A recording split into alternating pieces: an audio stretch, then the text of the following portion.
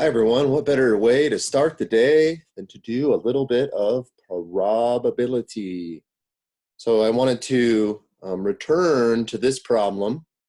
This won't be a part of the official lecture, but I wanted to at least address what we finished with last time because we hadn't quite solved that part B yet.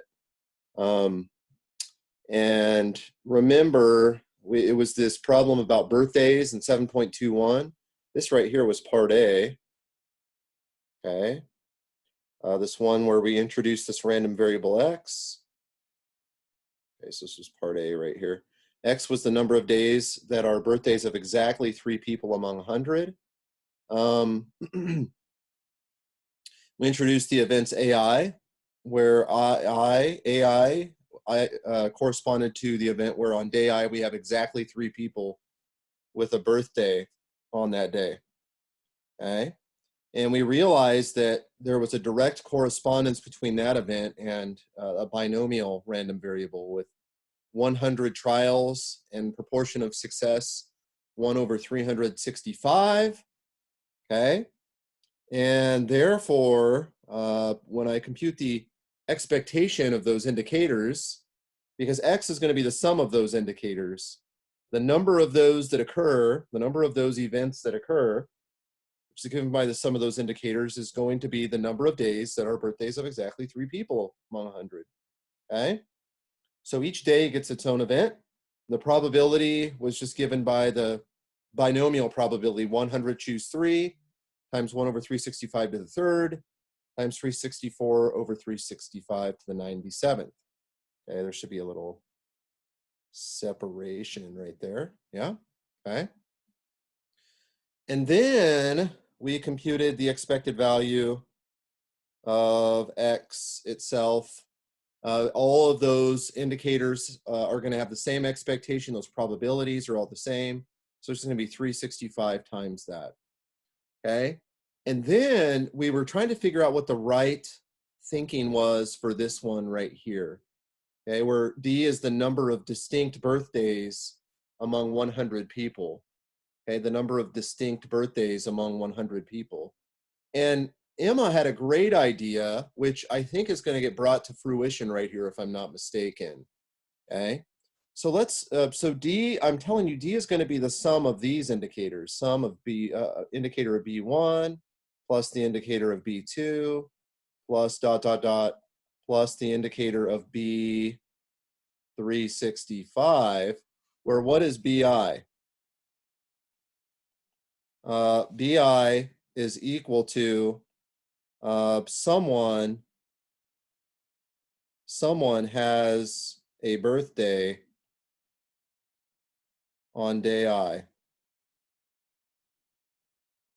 Don't you see that that is going to give us the number of distinct birthdays among those 100 people?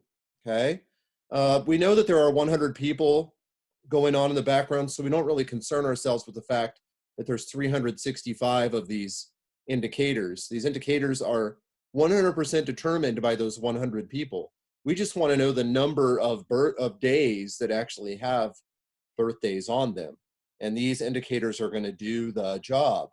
Okay. So what about the probability of BI? Because surely we're going to have to know how to compute that.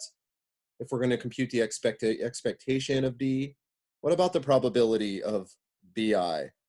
Okay, well, and this I think is where Emma's, stellar observation is brought to bear.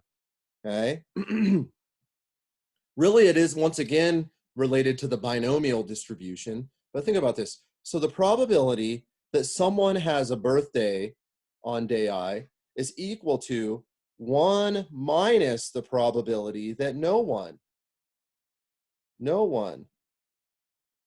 has a birthday. Oops, not no one has a birthday. That'd be weird, right? No one has a birthday on day I.